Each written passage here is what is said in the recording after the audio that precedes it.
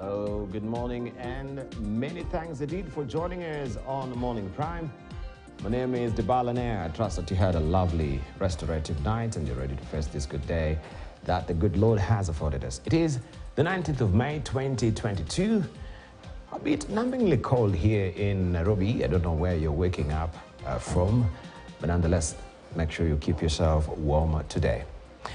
Now, today is Thursday, and every Thursday we have Sokoni coming your way, where we analyze what is happening in the market.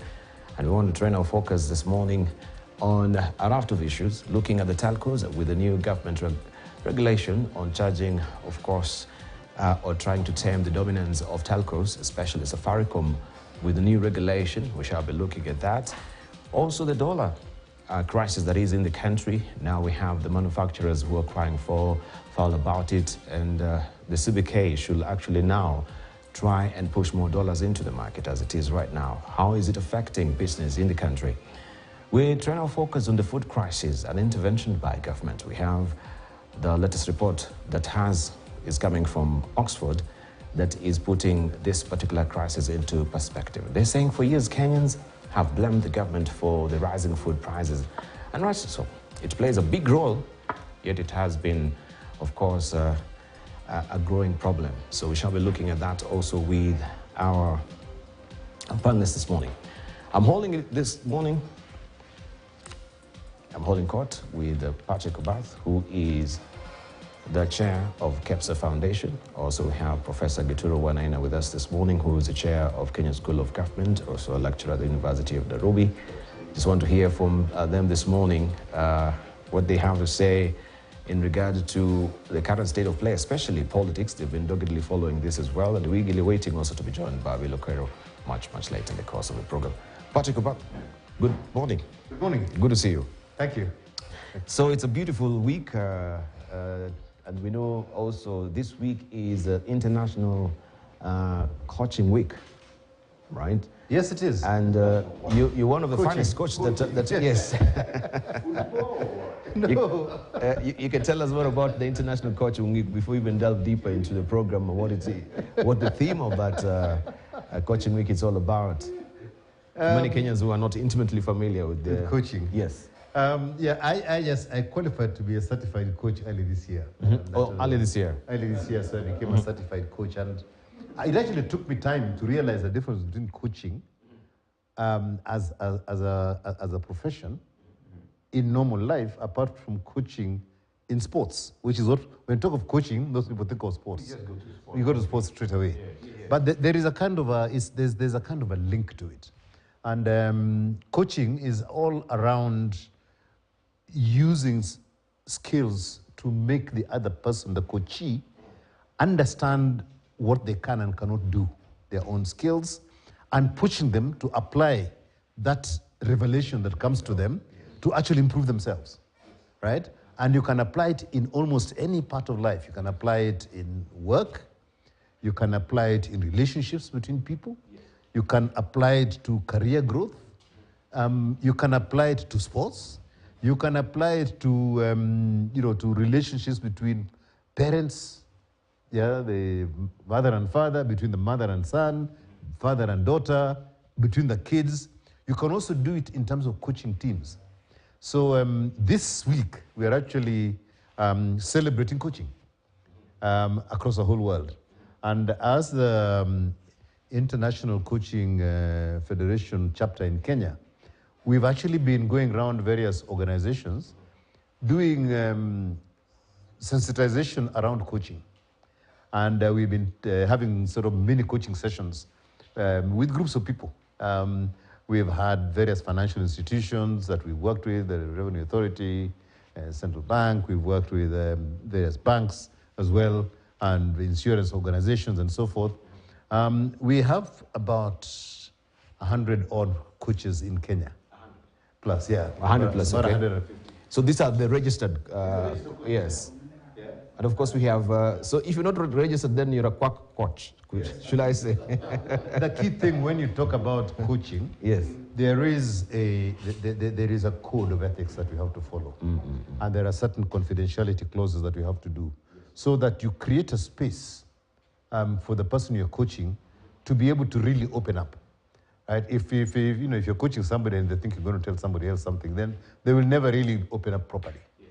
But when you've created this environment where they're comfortable and everything else, you can really push them. And when you push somebody really to certain areas to discover certain parts of themselves that maybe they're locked up, but you push them to a point where they can now open up, and then you begin to get the coachee to start analyzing themselves why they had this lockup. And once they realize it, then it opens up opportunities for them, right? So there's this the code of ethics is very key to us in terms of being a proper coach. You have to sign up for it, but you have to go through training on coaching methods.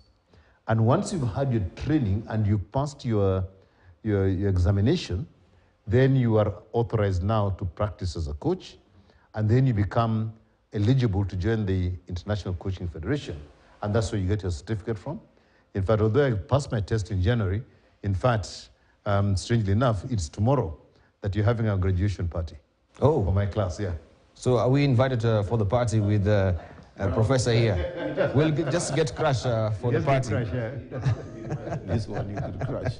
So tell me, within the coaching fraternity, we have executive, I normally see executive coaching. Yes, is it where you predominantly focusing on executive, or the other tiers, and maybe the executive coaching is the upper reach and the epitome of... Yeah, executive coaching is you're targeting a certain group of people, a certain style. You can have executive coaching, but executive coaching means you're coaching executives, and it's anybody from a first-line manager all the way to the board chairman. It's a complete range. So executive coaching is coaching people on their careers. That's what it does, yeah. So for anyone who is maybe interested in joining the coaching fraternity, I know the International Coaching Week, you have so many also associations within that. There's the International Federation of Coaches. Yes. We have the Kenyan chapter. Yes. Is that where also you are at as well? Yes, I'm a member of that. Mm-hmm. I joined that. In fact, I joined the International Coaching Federation, and that then makes me eligible for the Kenya chapter. You have to be actually a certified international coach to become a member of the Kenya chapter. But the key thing is a lot of us, in fact, I think it should be in your paper today, in the papers today, about who you can reach out to for coaching. Yeah, I've seen that in the Business Daily today. Yeah. And of course, I don't want to put it on air because you've not paid us. So I don't want to put advertisement for people who have not paid. Yeah. But I've seen that in the Business Daily also, that you have also their contacts as well. I've seen your face. I can see amongst many faces that we know also in the coaching fraternity there in the Business Daily. It's a special advertising section. So had you also advertised with the show this morning, that will have been a benefit for you. But one of these days. Yeah, so that is the International Coaching Federation, Week, Federation. And we got the International Coaching Week. Yes. Where about 40 or 50 of us are working around different organizations that sensitize people about the value of coaching. Yeah. Could you also remind us on what theme it is running under this year, if you may remember? I don't have that, but it's... I don't have that. It's just a coaching week. It's just a coaching week. Oh, okay. Okay. Good. Now, I can see other developments. I just noticed also from the Kenya Gazette notice that you've been appointed in a task force, and this is a Gazette notice, if my director may just pick up this number 5381, Task Force on Re-engineering and Transformation of Urban Development. And it reads, let me just try and zoom into that. It says that it is notified for the general information of the public that the Cabinet Secretary for Transport, Infrastructure, Housing, Urban Development and Public Works has appointed a task force on re-engineering and transformation of the urban development towards establishment and funding of smart urban areas and cities, which shall comprise of the chairperson, and we can see Patrick Obath there, and we have members here also, Linda Nkatha, who's a vice chairperson, Emma Miloyo, we have Charles Kiongo, we have Sheila Yeke, John Angela Wamaida Gidinji, We have Buki Ngobi, Henry Ocheng, Lee Karuri. We have also Yagasi. And we have Ann Nalo, Mary Shege, Ngatia Kirunguye, Misha Kilonzo, Lilian Abishai Kuria, Ikonyo Gitonga, Solomon Ambwere, Isaac Monganila, Violet Ofisi, and Marion Rono, also joint secretaries as well, Robert Sanguri, and Nicodemus Buika. Now, the objective of task force shall be to assist the government to develop strategies that shall lead to vibrant, responsive, and transformative urban development institutions that shall drive the implementation of sustainable, inclusive, resilient, and smart approaches in urban and metropolitan development in Kenya. And you can maybe also get a copy of the Gazette notice to get all the details there. But Patrick Obathio here, and this is coming in very closely, of course, with the ongoing conference of the Afro-Cities in Kisumu. And last year, also, we know, I mean, not last year, but last week, we had also Habitat for Humanity, which had their maiden African housing forum in the country. Of course, they've held that in the European, Latin America, of course, the Caribbean. Now we had it in Africa as well for the first time. So it seems this is a build-up during this month as far as streamlining the urban centers is concerned. And next month as well, we'll have the World Urban Forum in Kotoa, Portland as well. Tell us why the government has chosen primarily to focus on this now. Briefly. There has been some activity in Nairobi where I think it was a funded project that was looking at developing the area around the railways into a sort of a very brand new city, almost like as a core to the city. And when you look at what they were doing, they were trying to create a smart city within the center of Nairobi, in the center of Nairobi. And what that showed was that there is value in creating smart, sustainable cities. And smart sustainable is all around the whole issue of climate change and bringing climate change closer to the people and making sure that the way we live, the way we work, the way we travel, the way we do everything else is smart and climate resilient. So that whole thought is, I think, what has caused the government to form this task force to really look at how do we start imagining urban areas for the future. How do we start imagining urban areas? What kind of structures should they have? What kind of layouts should they have? What kind of technology should they have? What kind of special developments should they have? How should they, what kind of utilities should you be having in those places? Where do you get them from? What's the best way to do it? How can you create kind of like fully circular economies within that environment so that you minimize waste and so forth? I could go on and on. And also, in terms of doing all that, you also improve on the air, on all those kind of things that health. So you hit a lot of buttons when you create smart and resilient cities in terms of lowering the cost of living and making it a lot more efficient, but also lowering the overall cost of government in the country. So there's a lot of things that you can hit by having smart and resilient cities. The key thing is what kind of policy infrastructure is required to do that, but also recognizing that the government cannot invest in smart cities. It is the people who have to invest in smart cities. And therefore, we've also got to look at, once you've decided how the smart cities are going to happen, how do you attract people to invest in living in a smart city and also investing in a smart city and so forth. So it's a very interesting challenge that I've been given with the team to try and imagine how we can make Kenya, the development of urban spaces in Kenya, more resilient and smart. More resilient, and it's very pivotal right now, especially looking at the global warming and how it's affecting for us also to have resilient housing. We've seen that happening in Mozambique, and now engineers are really racking their brains on how they can come up with the resilient housing that can withstand some of the storms, the floodings.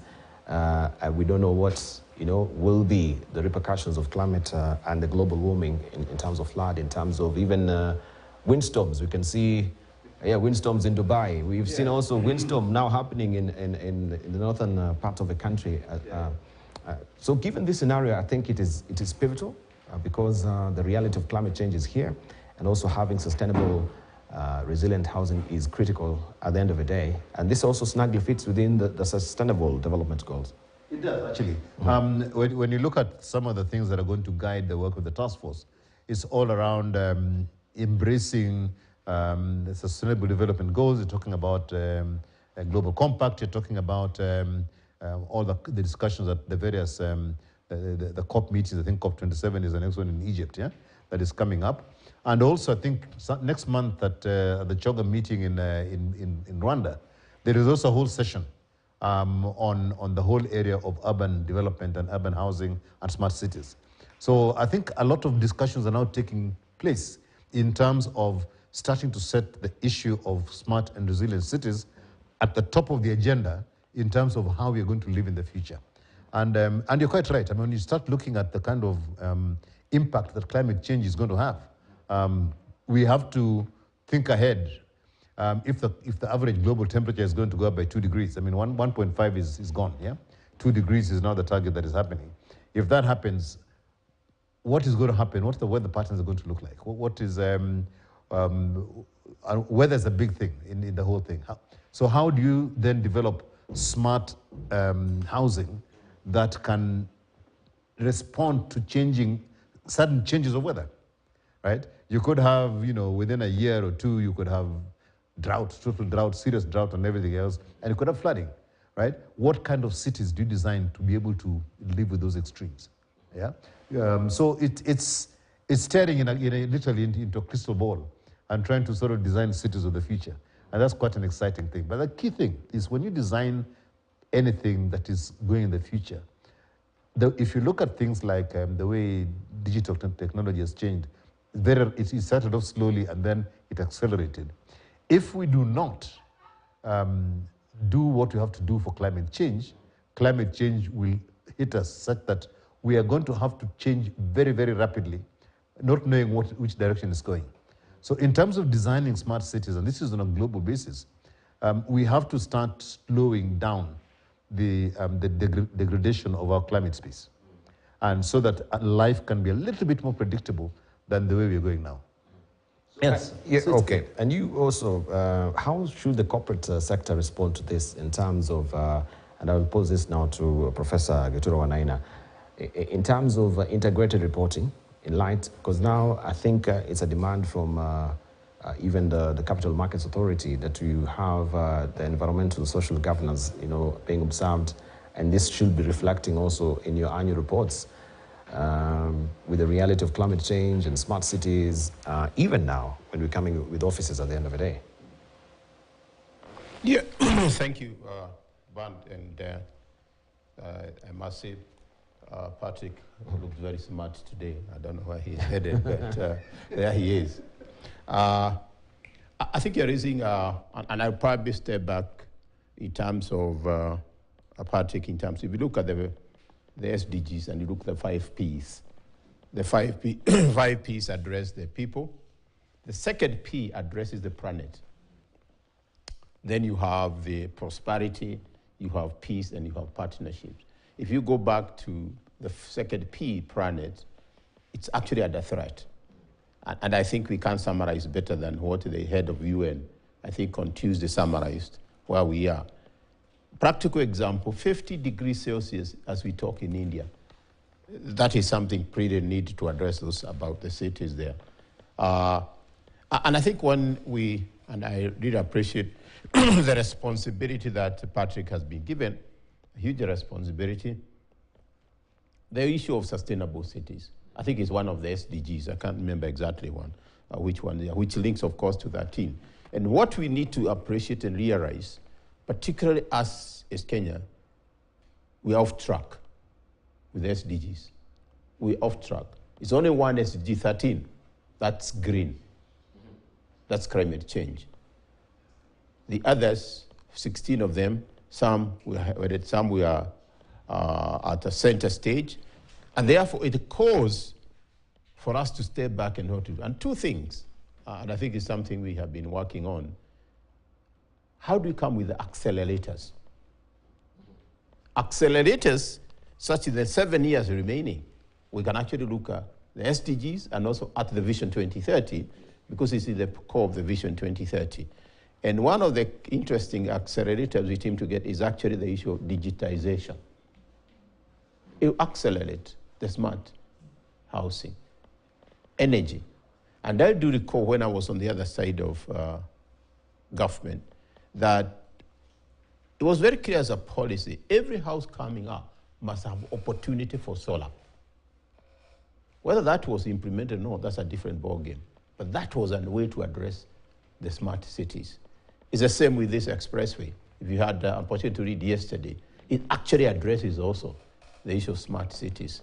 So in terms of really in the what responsibility Patrick has been provided, it's so core in terms of that. But I'm very strong perhaps that the government has no responsibility or any of doing housing. Provide the environment in terms of infrastructure. Concern was a very good example. Government has a response to do the horizontal infrastructure. Let entrepreneurs do the vertical. And that's what COSA was all based on. I think the government has the responsibility to make sure that at least every of its citizenry can afford housing. Yes. That is where the issue of subsidy will come into play. You can't solely say he has no responsibility. No, I think there are two ways. Provide the basic infrastructure. No, there are two. Even with that, everybody, you need to provide that basic infrastructure, roads, water. But when you even talk about quality, and we need to add the word quality, affordable housing, it's also segmented in the sense that you have to have the low income. Yes. And I think that is important to have the low income in it.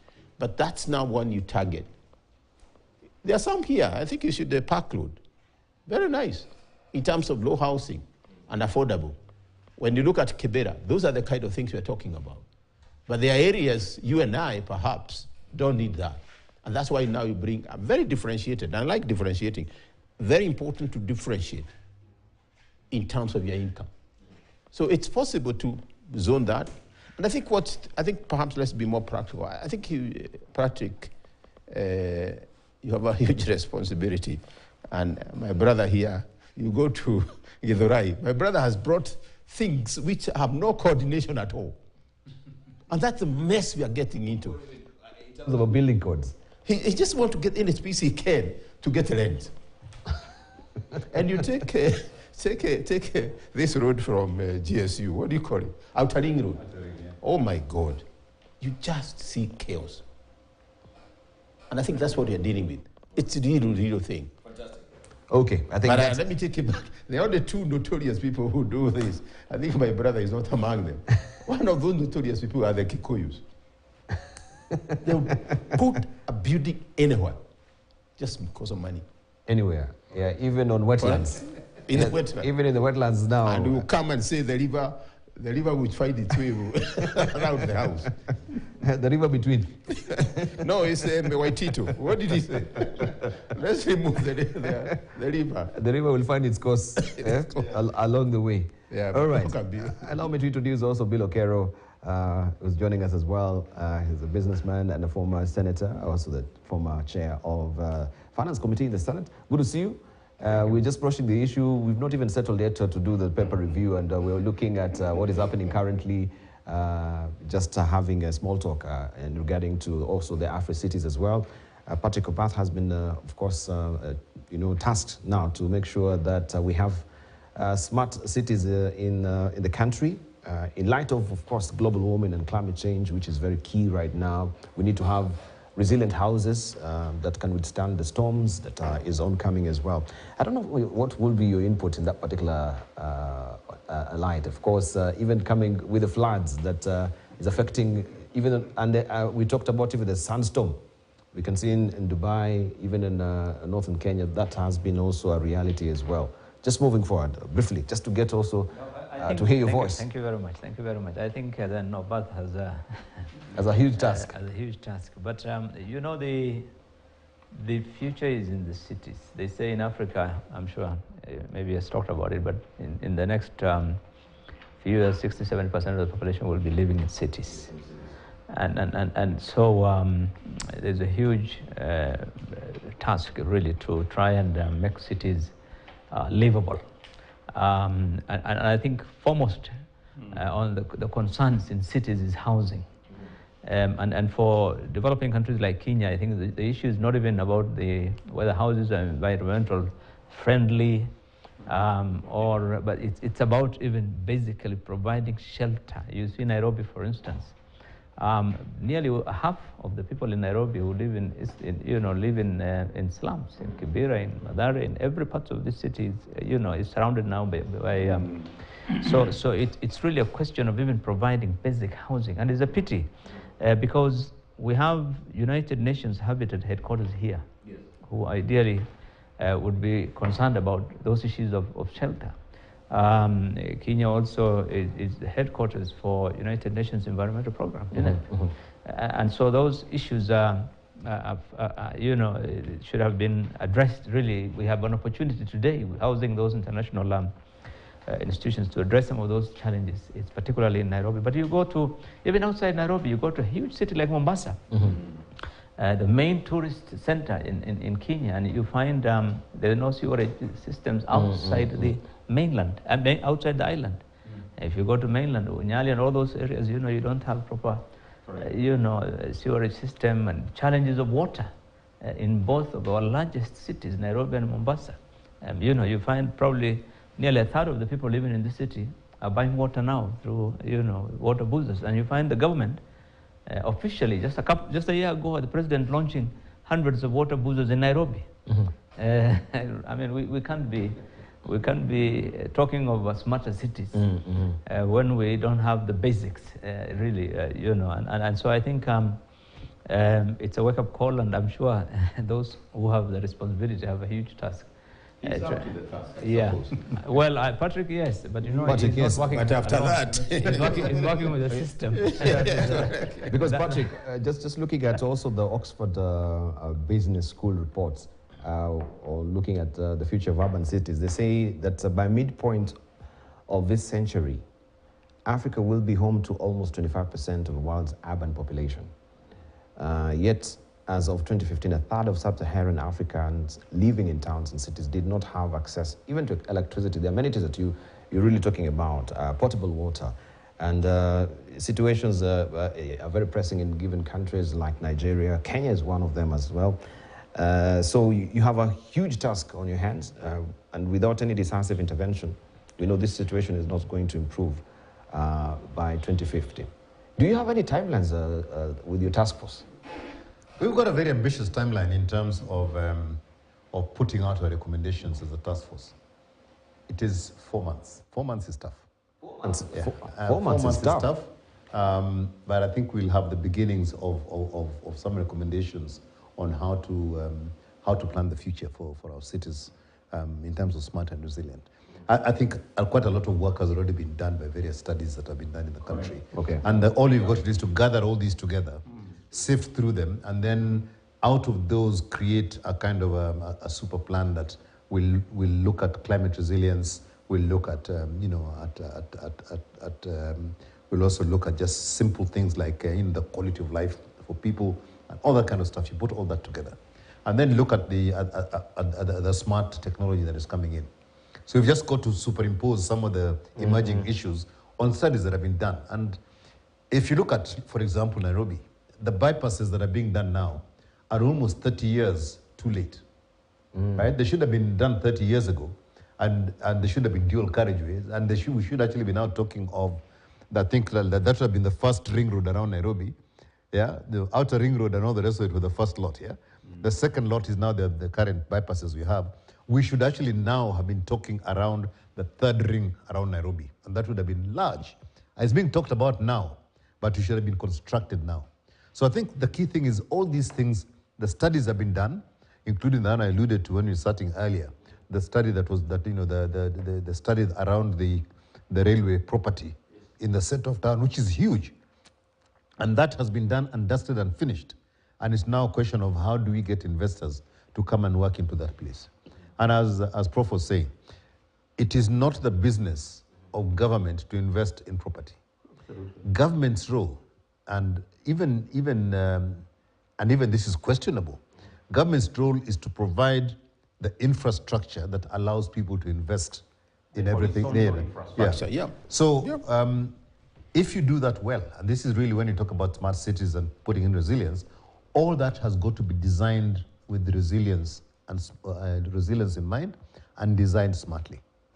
Once that is done, then investors will come in. Because if you've got good transport, then you won't have the urban slums, the big, the stuff that you have in the Githurais and all the rest of it happening in this town. Because people will know they can get to work easily. But then do you want to concentrate everything in the center of town? Maybe not. You want to distribute it. So people can actually live and work in the environment where they are. Do you want all the development to happen in Nairobi, or should it be happening in Garissa, Marsabit, Kitale, and everything else, so that you reverse the sort of the rural-urban migration in some of the...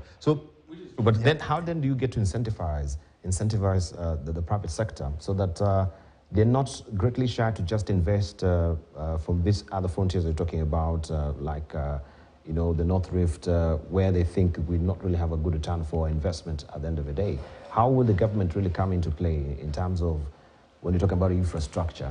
But it will take donkey years for you to have a return of investment. No, it's all around having predictable policy. That's the main thing. If you're going to create hubs in the country and you then create the policies for those hubs to be created, you provide the infrastructure to do it. It's not about infrastructure following investment. It's about investment following infrastructure. Correct. That's the way it's got to be. And if you look at successful countries, the investment has been in putting, like they talk about the SGR to nowhere, right? If you put a good railway line all the way to, say, to Marsabit or Isiolo, yeah, or put it to Takwel, investment will follow, because now the ease of access, whatever it is and so forth, if you have cheap power in that place and so forth, but that investment has to be done to attract people to invest in that place. So I think these are some of the questions that we have to sort of grapple with.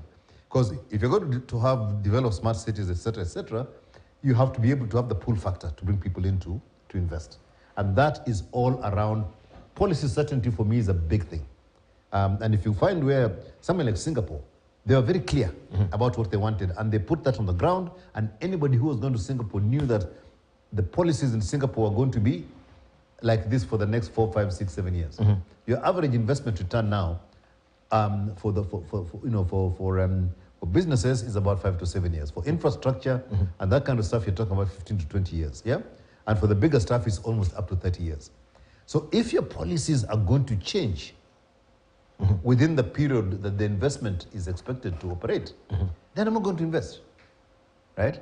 And our good friends in the August House, sometimes they respond to public pressure and change something that the impact of that was going to be very long term, but because of the way it looks and feels now, and the way people are reacting to maybe extraneous factors, a policy is changed.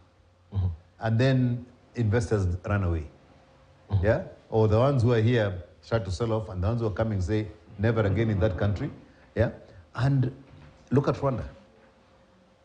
I mean, Rwanda is running away with investment because they have got policy certainty. You haven't had big changes in policy in Rwanda at all. But in Kenya, policies change every now and then. So, yeah. Even something getting your license very short in a day. It's an incentive than taking a whole month. Yeah. And I want to go do business there. As he says, the whole concept of predictive. And I think it's important and I think you're raising a very good point, Diba. I think you're almost supporting the task force. What are these? It's what I would call incentive-driven policies. So we come with policies which have incentives in them. And something, when you look housing, I actually see 3 things which come in very strongly, or 2 things. The first thing you have to do in housing, in my view, you must address the issue of water. In it carries cleanliness. in it addresses a lot of things. The second thing, we probably need to look at those housing. In fact, you don't really look to at energy. And it takes him back to when we grew up. We actually used to stay in a village.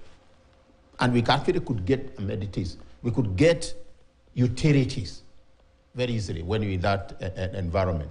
So when I look at the incentives, which you're asking, Diba, one of the things you find that if I find Bill here is an investor, I can even give him tax rebates because he's investing in that kind of housing. Yes. Yeah, power. For him to get that technology, that is Singapore way, he's going to use power. Yes. How do I make sure that the cost to this particular manufacturer is actually ring-fenced so that he's not being charged whatever he's being charged right now? So there's certain ways they can, and the private sector, Farah, is a very interesting person because one, he's a very knowledgeable person and he makes rational decisions most of the time. He scans the environment. He says, I can get this opportunity in Rwanda. Why should I waste my time in a country like here or whatever? So those are the kind of things I think we'll be looking. And one of the, as simple as it states, and it's always really, really evaded us. If we have a service and you're like, surely the process I'll go, I don't want to get into it. Right now, I'm getting an insurance, you have paid, you have been refunded, it has taken ages. So those are the kind of things you can make it easier for the private sector. Right. And you're actually taking off the book, of the balance, the responsibility of government. Yeah. Right, thank you. Maybe we can wind it up with Bill Okero on that. I think this was just meant to be a side chat.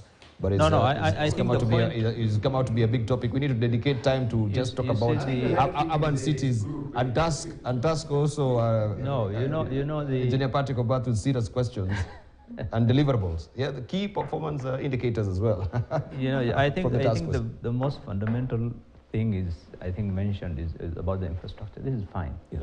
But on your question of the incentives, if you look at the way Thika and Athi River has developed, it's because the government made deliberate policies in the 70s that if you invest outside Nairobi, you get investment deductions on your capital higher, double the amount you get if you invest in Nairobi.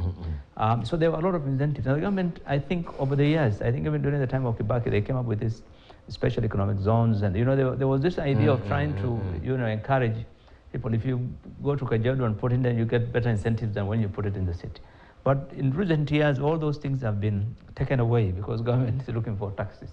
And I think unless that's one way of encouraging people to go and invest in those areas. In addition to providing infrastructure, you have to provide specific incentives that will make me go and put a plant in Kisumu instead of putting it in Nairobi.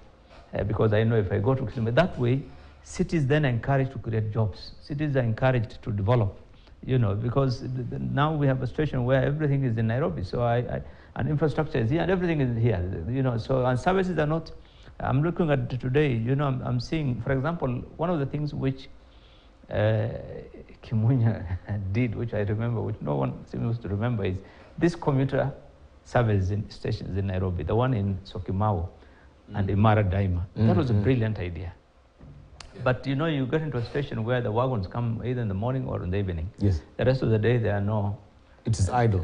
It's idle capacity. I mean, you have the rail line. Yes. But look at the way the British designed this city. All the warehouses or the industries were served directly by the railway line, the old industrial area. Each one of them. So you get your cargo in Mombasa, it will come straight up to your plant. In whether it was in Thika or it's in Athi River or in Nairobi directly. This was deliberate so that it incentivizes people because you don't need to struggle to look for, not look at what's happening now. Yes. You put us, the SGR terminal is in the middle of somewhere. Yeah. You have to get a truck now to try and get your things again back to.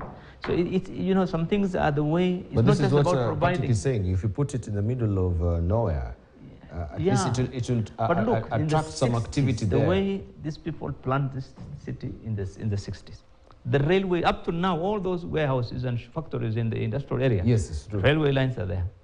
including all the way to Nanyuki, everywhere where the railway was. They go down into the individual factories and... The metric gauge railway? Yeah. Yes. Yeah. I think that is how we should have done it. If you just go, you know, just outside the Unilever, you know, you have all that railway track. Yeah, you know, so it is just everywhere. You know, you get it from the factories, put it in the railway one. We should have revived this, you know, to spur that particular activity from the industrial area to, you know, the outer peripheries of the country, because we have a good network. If you look at, I mean, when the railway line was being built, it was called the lunatic line. Express. Because it was going, I mean, why do you put a railway line in the middle of a jungle, right? But it was done.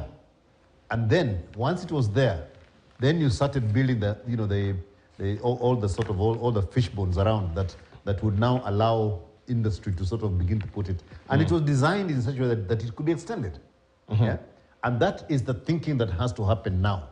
We have to reverse this, you know, this thing where, first of all, zoning has disappeared. That's gone out of the roof completely. A lot of stuff has gone out that was good that we threw out. And even this issue of, you know, the Syokimau line and everything else that was done, this urban commuter thing, that one should have had its peak hours, and then after that it should have been running smaller trains to allow those one to go shopping, whatever it is to do it. But the thinking was, let us get people to work, and that is it. And therefore, in terms of being economically viable and having rolling stock working and your systems tested, it didn't actually quite work quite well. Yeah. It's the same concept which has been adopted in LAPSET. Yeah. And I think the point you made earlier makes sense. Yeah. Investment follows that infrastructure. Yeah. Investments follow the infrastructure. I was just showing Bill Okero, there's that spread also in the Business Daily today regarding the SGR and the contract, and they're saying that, you know, the former Auditor General misread the contract itself. That's very serious for an Auditor General. Edward Ouko. Yeah. You see, it cannot be, because this contract has not yet been made public. And it has gone all the way to the court. And the court has just ruled this week that this thing must be made public. So for anyone to suggest, and the auditor should have access to any document when you're doing an audit. I think to the extent that the government has even made it difficult for its own auditors to access some of these documents, you know, says a lot. And so when the auditor, therefore, even then, is more privy to more information than most of us. And so, but I think, you know, this issue of SGR, there's a lot more to it. And so I won't be surprised on the articles that will be written on this matter. But fact check, I think, we'll have to, what is more critical is that Kenyans have to see the contract and see exactly, because it has happened in other countries, in Sri Lanka, in Zambia. People have realized that Chinese loans have been tied to security of state corporations. Yeah. And so the issue the Auditor General mentioned is that Mombasa Port is one of those assets that has been included as a collateral. You know, in this, and I mean, and so unless we see a contract which says that is not true, I mean, we have no reason to doubt. Yeah, they should actually make it public so that we try and critically analyze it if that Mombasa Port is not a collateral at the end of the day, because we are not privy to this information. I think journalists also have you know, pushed the president to make public this particular contract. He promised. Up to now, we've not seen that contractual agreement between Kenya. There's something at SGR we have to unpack it, and I think even you look at the one they did in Tanzania. You look at what they have done in Addis. And one of the biggest challenges we had with our SGR is actually the RAD owners. Compensation.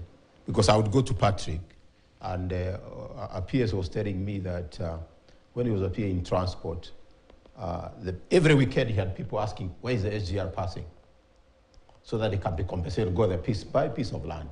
And I think what happened is, we would agree with Bill here. Bill owns some piece of land. It's worth 5 million, but I'll tell Bill, let's put it at 20. So I'll give Bill 7, I'll get 13. Okay, you as a government official. Exactly. Okay. And even at the Kenya Railways. So I think if you look at the cost, the compensation takes a big chunk of the SGR. And that's why perhaps the biggest problem, and we know there are people in court because of that. Okay. And also the downside was so sad because the people compensated, say, we want cash. We don't want a better land. And what do? They go to Mauritius, of course, with ABCD. But I think we need to dig into that. And it's something need to be done because African countries have picked a lot of from the meter gauge to SGR. You look at what happened. If you go to Tanzania, the land is almost government owned. They take it away, and that's all. So there was no land compensation at all. The same in Addis. Yeah. But here, it was a business. Even SGR, a friend of mine says was, hey, Wenena, things have changed. The chief was with me. I'm going to get compensation there. The SGR is passing through our land. What happened? It passed through other people's land. There are lots of really, really bad things which happen behind the whole concept of compensation. And that's something we need to unpack. Thank you. Yeah. Thank you. All right. I think that will be a subject for a discussion. Patrick is here. We hope that the task will not really also task you so much that you will not be making appearance on the show on Thursdays. Yeah. The man can multitask. He's capable. So From golf to housing to... Hey, Patrick is a man on the go, which is good, right? As a man on the go, of course, you try to balance it with golf. It's all so you have to keep an even keel. Right, we'll be remiss if we don't show you the papers. I know I've done you a bit there, done you in terms of looking at what is the dailies. If you want to step out of the house before that, this is what is on the front page of the Standard, the bold paper today. Why Uhuru won't be on Raila's campaign. This is what is on the front page of the Standard today. And this is a tactical retreat, so the sub-headline says here, in a major change of tact, President Kenyatta will not be hitting the campaign trail to hunt for votes for the Azimio presidential candidate in 17 battlegrounds counties that jointly boast of nearly 5 million votes that are still up for grabs with just 81 days to the elections. This is on page 4 of the Standard today. There's a bite here from the vice chair of Jubilee Party. This is David Mradhe, who says that Uhuru has set the ball rolling, but the president won't be on the ground to campaign. His absence during the unveiling of Raila's running mate was to have the aspirant run his campaign. And we have the numbers here, where the battlegrounds will be. They're listed all here. We can't go through all of that, but you can see them on screen there. Battleground registered voters are given there. You can grab a copy of the Standard today. Also, we have an illustration there of a map of Kenya and how that is panning out at the end of the day. So why Uhuru won't be on Raila's campaign? Find all the details in the Standard today. Also, issues affecting urban areas dominate talks. This is on the Afri-Cities Conference that is ongoing. The 9th Afri-Cities Conference in Kisumu entered its second day yesterday with governance and COVID-19 effects on urban centers taking center stage. This is on page 14 and 15 of the Standard this morning. Looking on top there, we have Kalonzo and political art of flip-flopping on page 6 and 7 of the Standard. Governor aspirants pick deputies. You can find them also well listed there on page 22 of the Standard this morning. Hey, there is a new boss at Kenya Power, and we'll give you details of this much later in the course of the program as well. On page 26 of the Standard is where you can find him and see how he can give Kenya Power the elephant dance. Will he do so? We're eagerly waiting to see. And Kenyan girls ready to roll. That is on sports page, I should say, on page 47 of the Standard this morning. The Standard, this is how it looks this morning. Make sure you grab a copy of the bold paper. Also, for any premium content, kindly head over to www.standardmedia.co.ke, and you have a QR code here where there's a story there of Bishop there. Remember him? Yeah, he cheated on his wife to avoid prostate cancer. Well, so that is the allegation. Pastor who couldn't do without a woman. And this is a bishop there. Well, you can find all these details there on the page, or you can actually scan this QR code to get the premium content there inside the Standard today. So is that a stock excuse? You cheat on your wife because you want to avoid prostate cancer. As you know, they normally say if there's inactivity, that's also you stand or you are actually vulnerable to prostate cancer. And so a pastor has found a very good stock excuse. 21 days in a month. 21 days in a month. 21 days in a month. What do you mean? You should do it 21 days in a month. 21 days in a month. Yes, but with your wife. But with your wife? Yeah, there's a crowd. This 21 days in a month, where is it coming from? Is it scientifically proven? You give the lady an opportunity of that. Yes, there's a whole paper about it from one of the medical schools. Yes. It's a whole journal paper. They actually give about 21 days. So give the lady the usual days. But there's a very clear idea there in lead with your wife. It's not an opportunity just to manga around. So make sure you grab a copy of the standard there, 21 days in the month, according to Prof. Gituro Wanaina. Yes, with your wife. And so Bishop there has been cheating on his wife with a stock excuse of avoiding prostate cancer. Read all the details of that inside the standard. Let's go full steam ahead and see what the Daily Nation is holding for us. And this is what you're waking up to this morning on the front page of the Daily Nation. And it's all about politics and Kalonzo. To dump or to court? What do we do? Right? Kalonzo is a headache, so they say right now.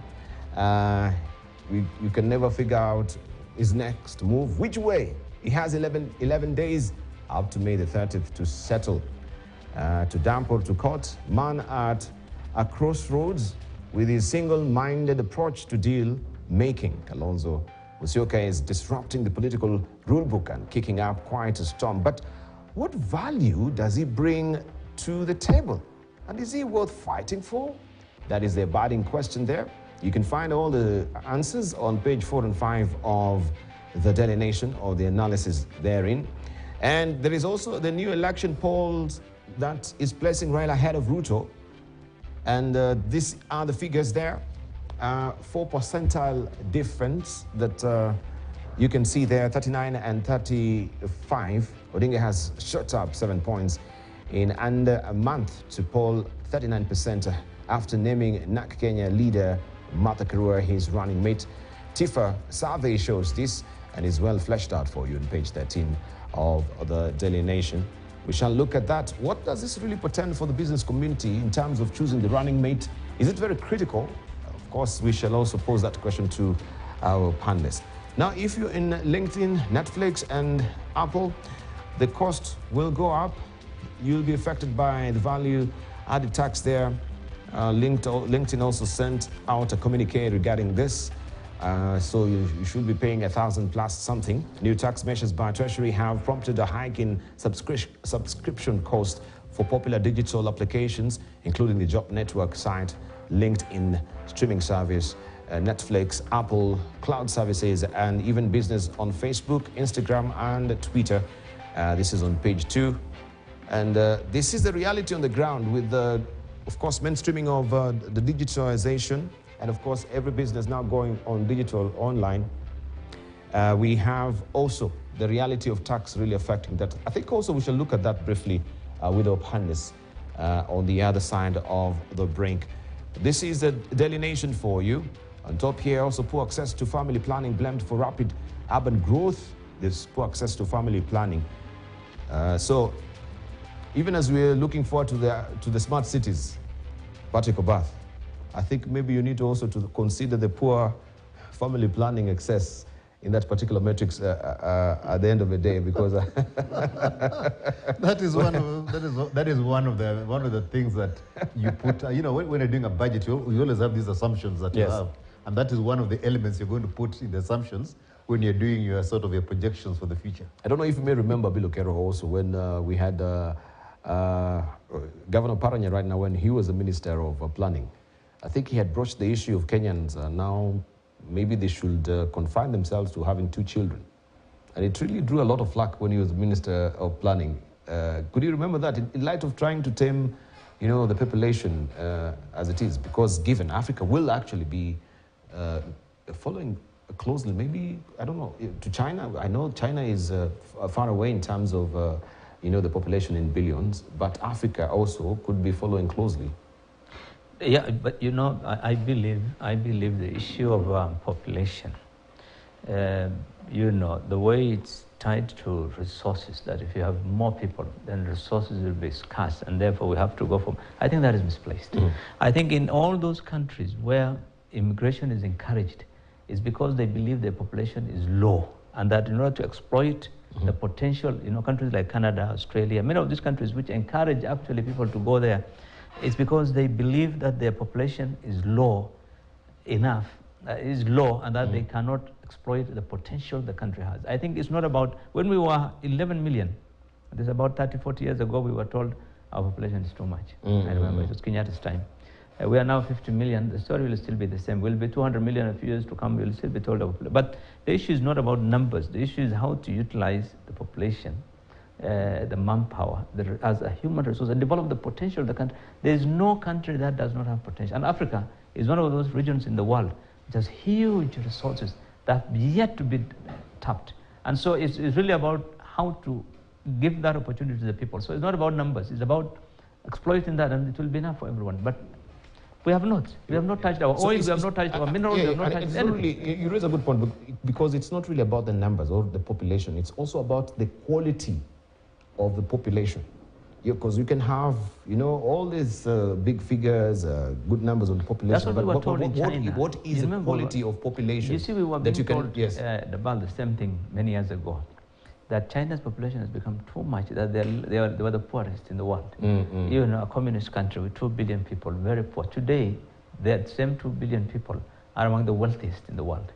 The same thing, India, they're among the poorest. But today we've been told that the number of people getting out of India is the fastest growing, really. The people are getting out of poverty and getting, So it's not about, that thing is misplaced. In my view, it's about the government and the people really exploiting the opportunity, the resources, and they can turn around. So the quality of life can be improved if resources are developed, and if these countries can, and so it's not really a concern about. Thank you. Yeah, you can change. You can change. And something that the government started doing, and it's just botched it up completely. Yeah. Look at Philippines as a country. Look at India and look at China. What do the three of them have in common? Many people. They have many people, but they used those people, sent them out of the country, all of them, right? India has got a ministry of diaspora, looking at the diaspora in terms of what they're doing, but they sent them out. Yes. Look at most of the professors. And they take home over 20, 30 billion dollars from Gulf alone. Yeah. Every year. Every year. So they purposely went out to train their people and facilitate for them to go out and work. Here in Kenya, we talked, a simple one of taking nurses to, was it the UK?